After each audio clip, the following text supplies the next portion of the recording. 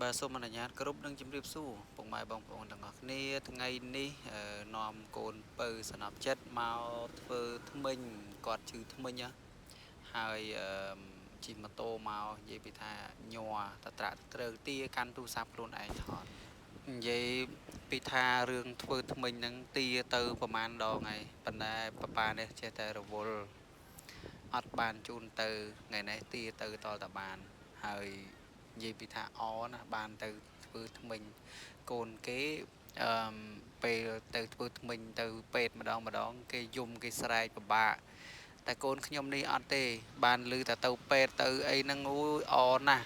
មិនដឹងថាជាយ៉ាងម៉េចគាត់ដែរអត់ខ្លាចពេទ្យទេប៉ុន្តែវីដេអូនេះมันបានបង្ហាញអំពីការធ្វើថ្មិញឬក៏នៅពេទ្យហ្នឹងច្រើនទេព្រោះដោយសារអត់ហ៊ានថតនៅពេទ្យណាបង្ហាញតែបន្តិចទេប៉ុន្តែម៉ូនិយាយថាមើលតែមាត់ដោយសារទូរស័ព្ទហ្នឹងអត់ឮថតហើយវាអត់ឮសំឡេងអត់ដឹងនិយាយអីខ្លះទេរៀបរាប់អូយបែរអូហូស្ទឹងពីអ្នកអូកូននេះជិះម៉ូតូពេញភូមិពេញព្រៃជិះបដើថតបដើញញឹមញញែមបដើដូចបានទៅដើរលេងអញ្ចឹងហើយគ្រាន់តែមកដល់ផ្ទះពេទ្យភ្លាមគ្រាន់តែពេទ្យចេញមកដើរតាមពេទ្យឆ្វែលពេញផ្ទះមុំតែបានចូលកន្លែងពេទ្យថាចាំតិចកូនអត់ទេដើរតាមពេទ្យចូលបដ ாய் នេះមកដល់ឡើងក្រែខ្លួនឯងឡើងកៅអីគេសម្រាប់នេះហ្នឹងលោកគ្រូពេទ្យគាត់រវល់គាត់ទៅអញ្ចឹងទៅមានណា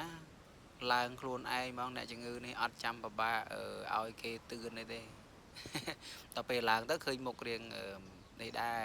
មុខរៀងអត់ស្រួលដែរប៉ុន្តែអត់អីទេ